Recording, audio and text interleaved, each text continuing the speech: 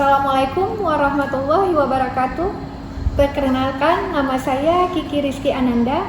Saya merupakan salah satu dosen di Sekolah Tinggi Ilmu Kehutanan STIK Pantai Kulu pada program studi kehutanan.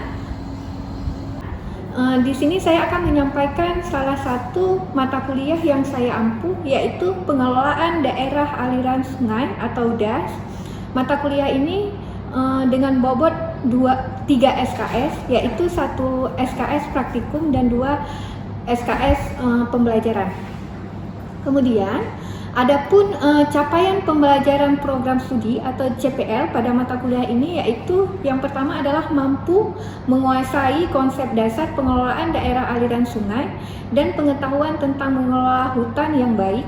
Kemudian yang kedua yaitu mampu menjelaskan tentang klarifikasi iklim, siklus, hidrologi di dalam daerah aliran sungai. Kemudian yang ketiga yaitu mampu menjelaskan baik lisan maupun tulisan apa itu daerah aliran sungai. Kemudian yang keempat itu adalah memiliki tanggung jawab sosial dan mampu menghadapi perubahan lingkungan. Kemudian adapun capaian pembelajaran mata kuliah atau CPMK. Nah, yang pertama CPMK yang diharapkan di sini yaitu mahasiswa memahami pengertian dan tujuan dari pengelolaan daerah aliran sungai atau DAS. Kemudian yang kedua, mahasiswa dapat menjelaskan tentang proses pengelolaan DAS yang ideal di kehutanan.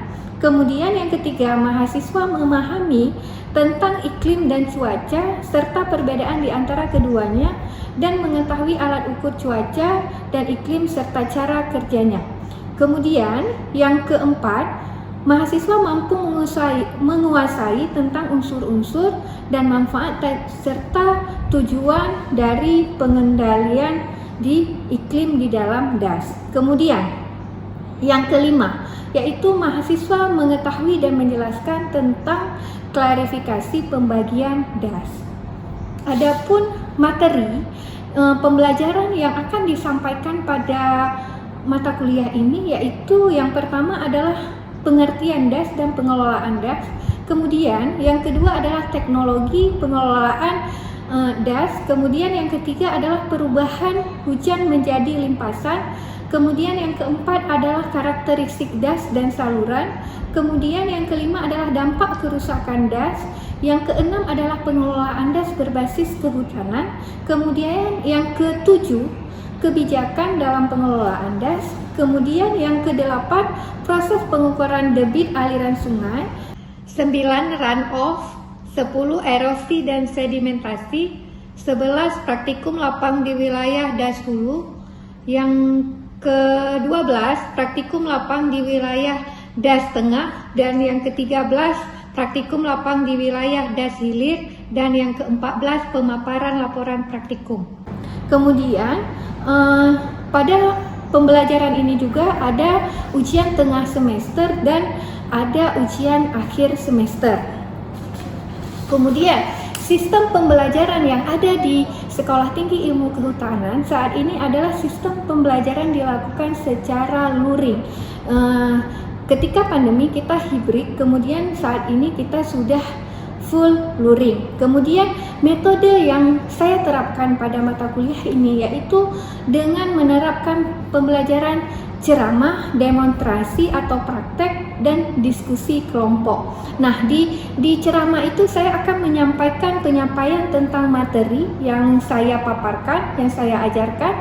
Kemudian ada demonstrasi. Demonstrasi ini atau praktikum yaitu mahasiswa langsung praktikum di wilayah daerah sungai terdekat yang nanti akan dipilihkan dan disetujui oleh perguruan tinggi, yaitu saya akan membawa praktikum mahasiswa ke wilayah DAS tersebut. Nah, di lapangan di sanalah mahasiswa akan diberikan pembelajaran praktikum langsung di lapangan.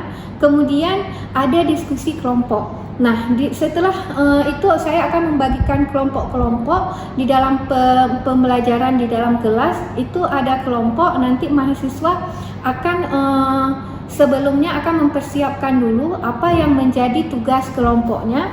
Kemudian secara bersama-sama kita akan memaparkan dan mendengarkan, kemudian mengevaluasi apa yang sudah dikerjakan oleh mahasiswa.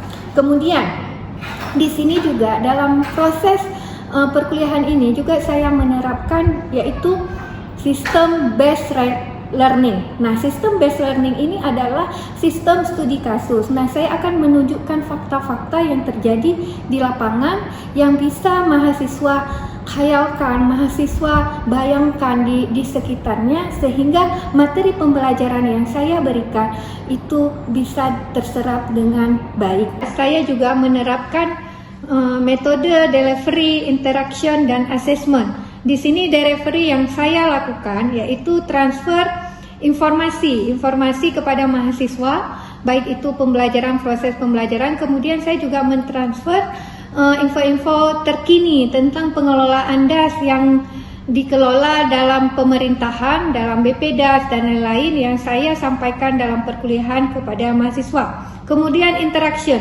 Nah, interaksi antara mahasiswa ini sangat penting karena dengan interaksi ini terbentuklah keaktifan di dalam kelas sehingga mahasiswa itu merasa nyaman. Jadi pengetahuan yang ditransfer, knowledge yang ditransfer kepada mahasiswa ini terserap dengan baik oleh mahasiswa.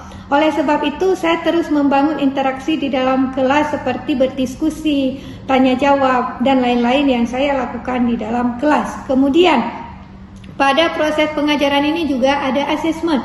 Nah, assessment ini adalah penilaian. Saya selalu menilai mahasiswa di dalam kelas, bagaimana keaktifannya, kehadirannya, dan lain-lain yang mereka ketika berdiskusi itu bagaimana penyampaiannya, sehingga itu menjadi aspek dalam indikator penilaian pada mata kuliah ini. Kemudian, di sini juga pembelajarannya saya menyiapkan adalah slide presentasi atau PPT, itu yang akan dipaparkan setiap pembelajaran atau perkuliahan. Nah, kemudian saya juga menyiapkan modul praktikum. Nah, modul praktikum di sini saya menyiapkan modul praktikum yang modul praktikum itu saya buat sendiri, kemudian saya sampaikan kepada program studi, kemudian disetujui modulnya oleh program studi, disahkan, kemudian modul tersebut saya berikan kepada mahasiswa. Nah, untuk sistem penilaian. Pada proses penilaian, saya melihat beberapa aspek, yaitu kehadiran 10%, tugas 10%, kuis 10%, keaktifan diskusi 10%, UTS 15%, UAS 25%, dan praktek 20%. Jadi dengan total 100%. Kemudian untuk pembelajaran pada akhir semester saya akan menyampaikan kepada mahasiswa nilai yang diperoleh oleh mahasiswa. Kemudian jika nilainya terjadi kekurangan atau kurang ada kepuasan dari si mahasiswa, kemudian mahasiswa tersebut akan dibina dan akan melakukan remedial untuk memperbaiki nilainya tersebut. Kemudian untuk informasi penilaian biasanya saya akan mengirimkan di WhatsApp group. Itu adalah komunikasi antara saya dengan mahasiswa yang akan dibuat pada awal semester. Itu sudah terbentuk WhatsApp group. Nah, semua informasi nanti akan disampaikan di situ.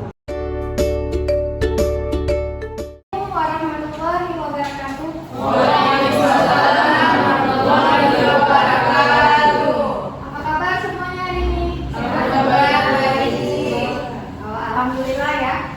Sebelum kita memulai perkuliahan hari ini, silakan kita berdoa dulu. Silakan Khairul dipimpin doanya. Untuk memulai perkuliahan kita pada hari ini, lebih dulu kita membacakan doa dalam hati dan pekerjaan masing-masing. Doa mulai.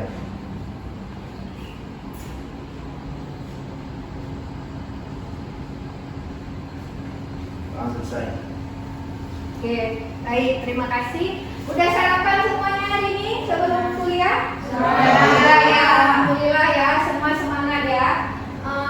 Kita udah belajar ya. Hari ini kita adalah mata kuliah pengelolaan daerah aliran sungai. Minggu lalu kita sudah lihat ya apa itu DAS. Nah, ada yang ingat nih apa itu pengelolaan DAS? Ayo, ada yang masih ingat nih apa itu pengelolaan DAS? Oke, silakan kita.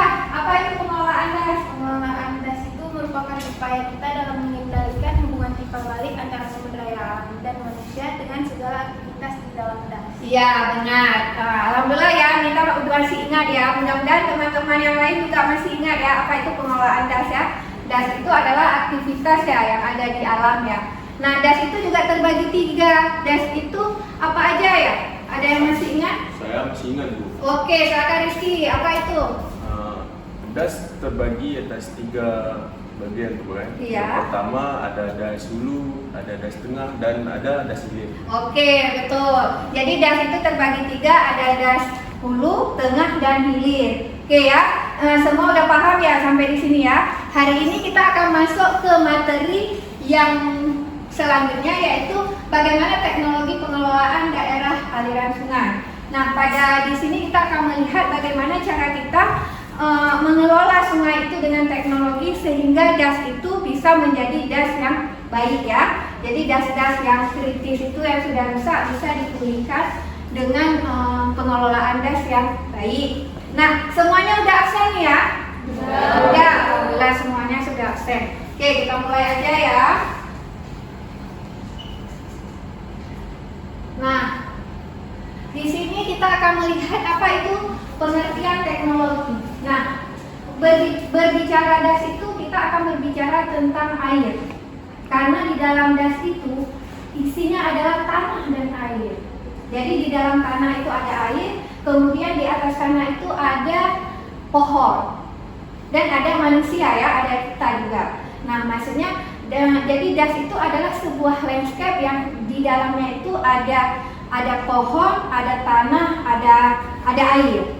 Nah itu adalah das. Dan ada manusianya. Batu nggak termasuk Bu?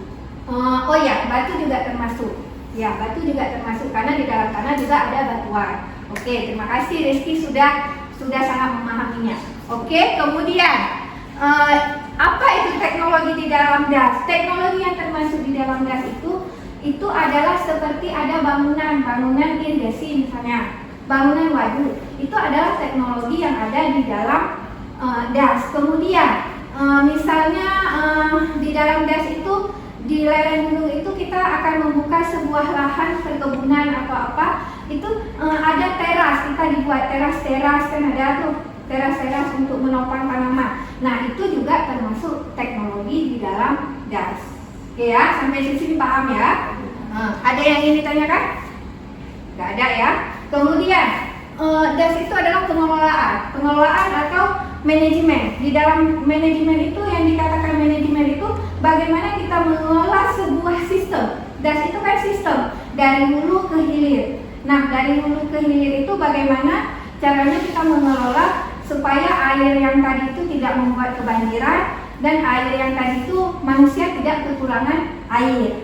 Nah, jadi dia ada yang kita kelola bagaimana memanajemen sebuah das. Kemudian nah, kita akan melihat apa penyebab kerusakan das. Nah, kerusakan das itu yang pertama itu adalah keadaan alam atau geomorfologi. Geomorfologi itu adalah geologi. Geologi itulah yang termasuk batuan tadi. Batuan di dalam tanah, kemudian ada tanah, topografi. Topografi itulah lereng. Lereng itulah batu-batuan yang ada di lereng tersebut. Kemudian iklim, curah hujan. Apa saja faktor kerusakannya?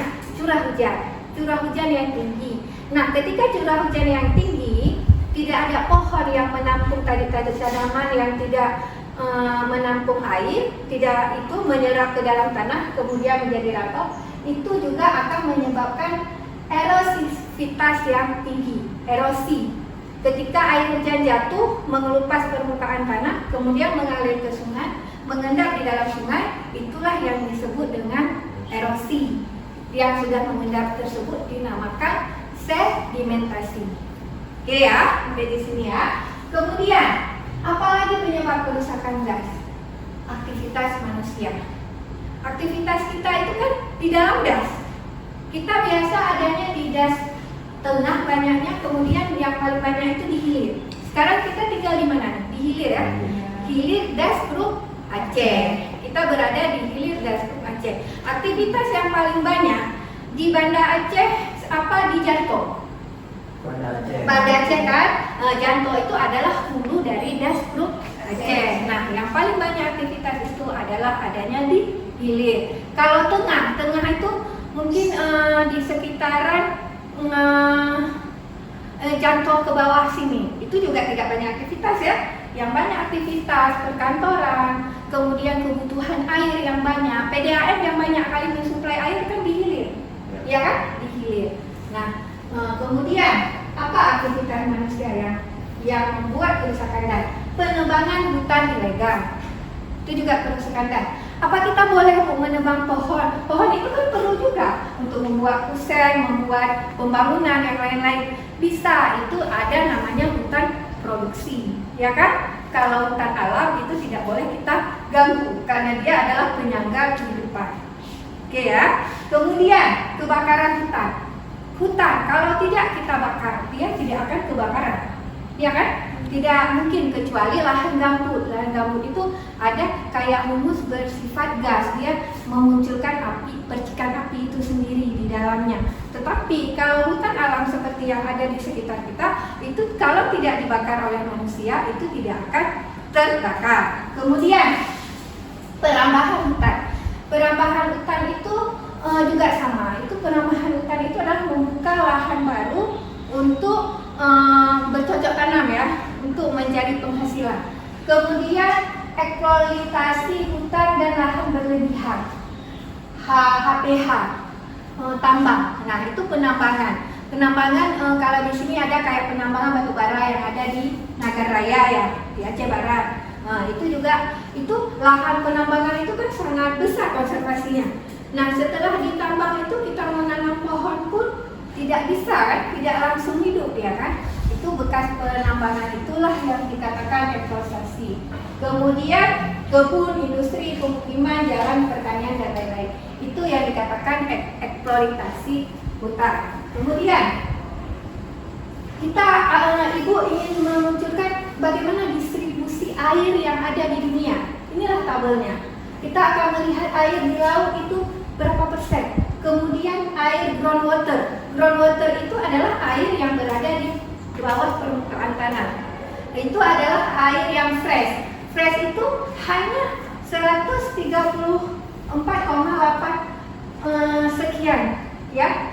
Volume airnya itu sangat sedikit, lebih banyak air yang ada di lautan. Nah, bagaimana kita memanajemen? Kalian kan sudah belajar tentang ilmu hidrologi ya, siklus air ya, siklus air di dalam ilmu hidrologi itu adalah bagaimana kita membuat water balance, bagaimana membuat keseimbangan air yang ada di dalam tanah dan air yang mengalir di permukaan tanah. Oke ya, sampai di sini. Kemudian ini adalah keseimbangan air global tahunan. Ini juga bisa dilihat dari tabel ini. Inilah air yang ada di precipitation. Precipitation itu adalah air yang menguap ya. Kemudian ada air evaporation, air yang menguap. Kemudian runoff-nya. Runoff-nya ini juga kita bisa lihat berapa air tahunan secara global. Kemudian sampai di sini ada yang ingin bertanya? Ada yang ingin bertanya? Ayo, mungkin Hero, silakan. Sampai di sini ada yang ingin ditanyakan? Tidak, cukup. Berarti tidak ada yang ingin ditanyakan. Materi sudah diunduh ya. Ibu sudah mengirimkan materi ke WhatsApp grup. Itu juga sudah diunduh ya. Ya. Oke. Kemudian silakan untuk minggu depan. Untuk minggu depan ini ada materi yang harus dipelajari. Ada tugas ya. Tugas yang untuk minggu depan itu pelajari proses perubahan hujan menjadi limpasan. Bagaimana hujan itu menjadi limpasan? Limpasan itu apa Bu? Limpasan itu adalah air yang mengalir. Nah, jadi kalian pelajari masing-masing buat kelompok terdiri dari 3 orang. Nanti Ibu akan mengirimkan ke WhatsApp group nama-nama kelompoknya. Kemudian setiap kelompok itu mempelajari bagaimana proses perubahan hujan menjadi limpasan. Minggu depan 3 orang per kelompok itu akan membahas, ya, akan membahas di dalam kelas ini, ya, pada minggu depan ya.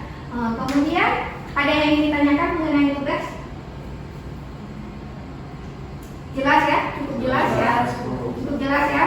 Ayo kalian harus semangat belajar supaya kalian bisa cepat lulus ya. Harus semangat. Ingat orang tua di rumah. Jadi kalian harus terus belajar.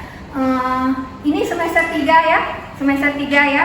Nanti akan ada semester 4, 5, 6, dan 7, 8. Mudah-mudahan kalian tetap semangat sampai di akhir. Mudah-mudahan kalian bisa lulus semua 4 tahun ya. Ingat orang tua di rumah ya. Jadi jangan macam-macam. Jangan lupa update ilmu-ilmu terbaru. Dipelajari juga ilmu-ilmu terbarunya. Jurnal-jurnal terbaru juga dipelajari. Oh ya, Ibu baru terbit jurnal. Ada jurnal Ibu tentang bagaimana teknik konservasi das perung pesangan. Nanti juga bisa di searching. Ibu akan kirim linknya ke WhatsApp guru kalian. Jadi untuk kalian pelajari. Mungkin untuk hari ini kita cukupkan sampai di sini. Silakan Khairul untuk memimpin doa. Kita akan menutup perkuliahan ini. Oke.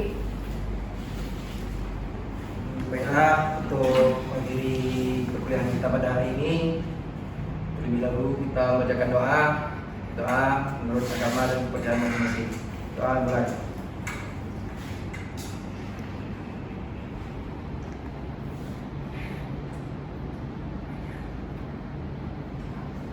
Doa selesai. Oke, alhamdulillah. Mudah-mudahan ilmu pagi ini bisa berkah ya untuk kita semua. Ya, bisa untuk pengembangan dari ilmuwan kalian. Lebih dan kurang Ibu mohon maaf. Selamat beraktivitas kembali. Assalamualaikum warahmatullahi wabarakatuh. Waalaikumsalam warahmatullahi wabarakatuh.